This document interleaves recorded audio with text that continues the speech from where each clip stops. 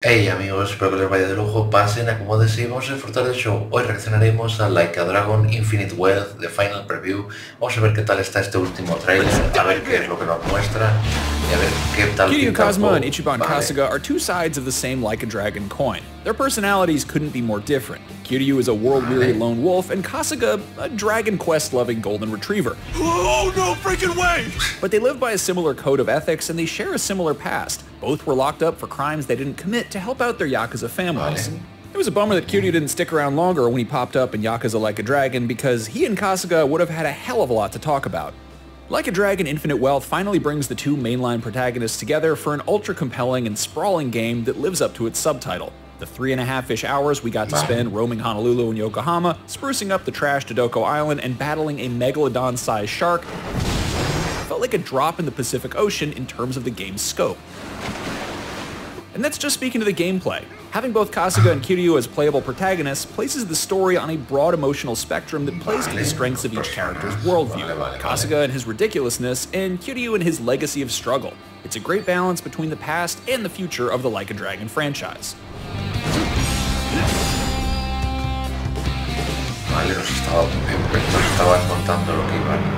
Over in Honolulu, Kasuga and his pals are out searching for his mother once thought dead. The map here is something to behold.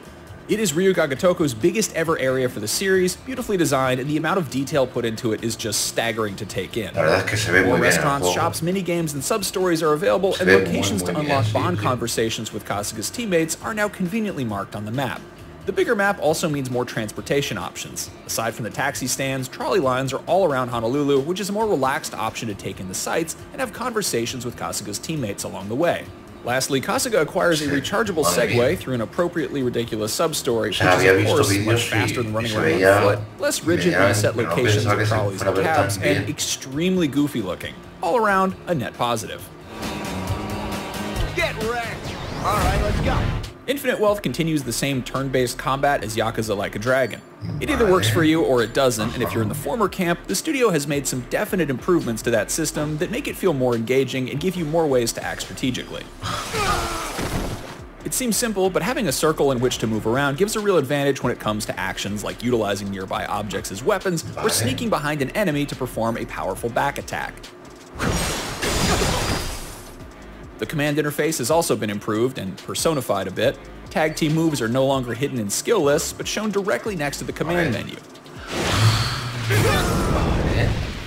Maybe the best improvement in this category is an easier way to avoid fighting entirely. In Yakuza Like a Dragon, it got a little annoying to get tangled up with some low-level street freaks when you're just trying to get from point A to point B, especially if they were so low-level that the experience earned from fighting them wouldn't really make a difference.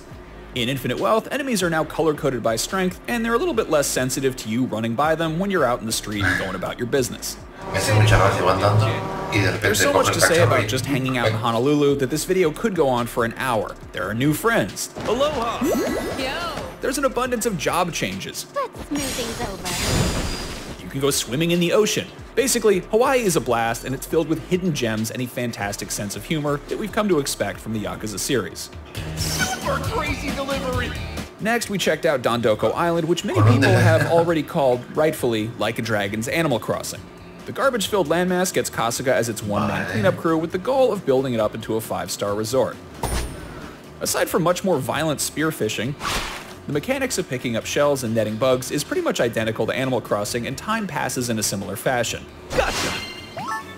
Kasuga has a cozy house to decorate, he can buy junk from the island's general store, and he can craft new items by acquiring resources like wood and stone.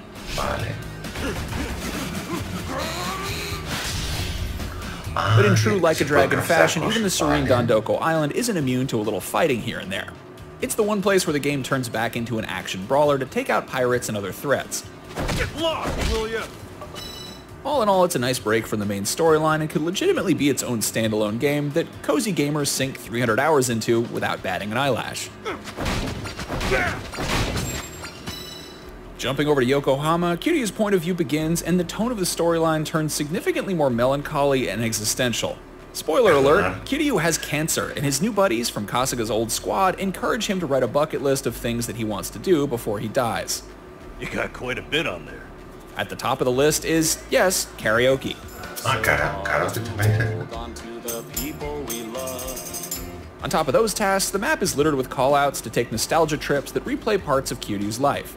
The quick 30 or so minutes we played in Yokohama felt like the beginning of what would probably serve as a long, bittersweet goodbye to Kiryu. Ah, that takes me back. In many ways, Like a Dragon Infinite Wealth is a watershed moment for the franchise. It's quite likely a final send-off for the cancer-stricken underworld legend Kiryu and the official induction ceremony for Kasuga as Kiryu's successor in the series moving forward.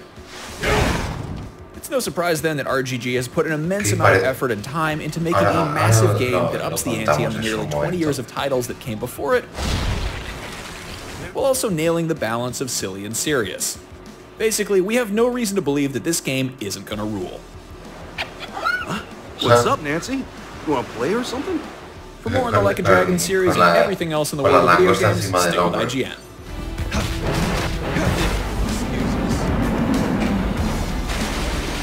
Vale, o sea, lo que quería decir antes, parecía como que parece ser que son dos personajes, creo, no estoy seguro.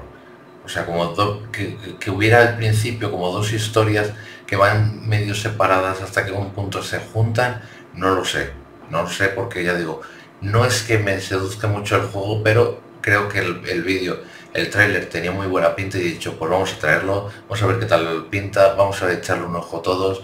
Ya sabéis que si queréis que traigamos el juego de día 1 o que lo traigamos más adelante, me lo dejáis en los comentarios, le dais mucho apoyo y a lo mejor lo traemos, si no, pues ya digo, más adelante, no lo sé, ya se verá. También sabéis que cualquier opinión, comentario, lo que sea que